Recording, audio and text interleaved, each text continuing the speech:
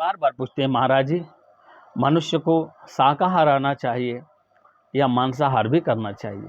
मैं सबसे निवेदन करूंगा, सबसे प्रार्थना करूंगा, मैं दोनों हाथ जोड़ के प्रार्थना कर रहा हूं कि संसार में परमात्मा ने सभी मानवों को शुद्ध शाकाहार के लिए बनाया है।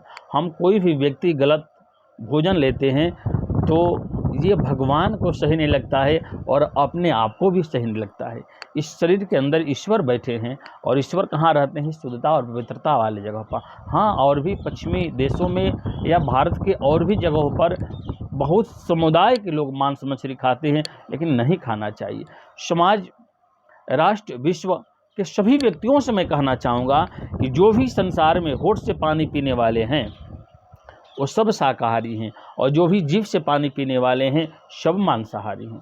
मानुष होठ से पानी पीता है इसलिए वो मानुष शुद्ध शाकाहारी है, और कुत्ते जीभ से पानी पीते हैं इसलिए वो मांसाहारी है। मांस हमारे शरीर के अंदर जाता है तो वो पचता नहीं, मांस सड़ता है और सड़ने में उसे 21 दिन तक समय लग सकता है। मांसाहार करने वाले व्यक्ति के शरीर के अंदर से एक ऐसी दुर्गंध निकलता है कि वहाँ पर एक शुद्ध सात्विक व्यक्ति को बैठाइए, उनका पसीना जब शरीर में होत रहा है तो उनके शरीर से दो सुगंध निकलेगा, उसको देखिए, और एक मांसाहारी व्यक्ति के शरीर से जो सुगंध निकल रहा है उसको देखिए। भले वो कितना बॉडी लेसन और बॉडी स्प्रे का यूज कर ले, लेकिन शरीर से वो दुर्गंध नहीं जाता है, क्योंकि मांस आपके अंदर सड़ रहा है। और शाकाहारी से मांसाहारी को ज़्यादा बीमारी होने की भी संभावना होती है, क्योंकि जो कचरा नाली में, तालाब में, पोखरे में, नदी में चला जाता है उसे मुर्गा, मछली, कीड़े मकोड़े सब खाती है और मानुष उसे ही खा जाता है। तो कभी भी मांसाहार नहीं करना चाहिए। मांसाहार के लिए भगवान ने हमें आपको नहीं बनाया है। कहते हैं टू मीट इज डर्टी, मांस खाना गंदगी के बराबर होता है। इसलिए शुद्ध बनिए, सात्विक बनिए। पश्चिमी लोगों की बात छोड़िए, जो खा रहे हैं वो बहुत सारा उदाहरण देंगे। उनको अगर आप समझाने का प्रयास करते हैं ना तो आपकी खोपड़ी खा जाएंगे, लेकिन वो समझने वाले नहीं है। लेकिन आप समझिए, समझदार बनिए, मांसाहार का त्याग कीजिए और आज से शुद्ध सात्विक बनिए।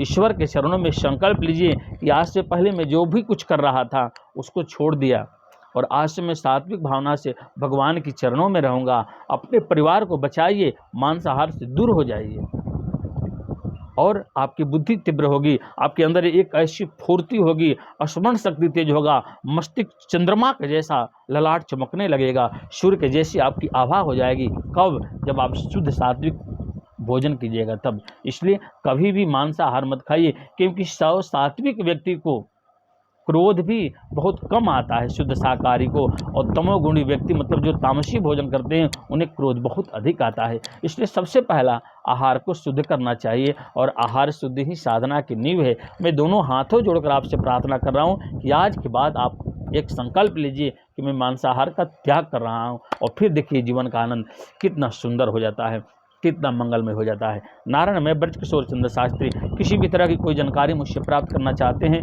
या मुझसे कथा कराना चाहते हैं तो नीचे गए मेरे नंबर पर संपर्क कर सकते हैं। नारायण।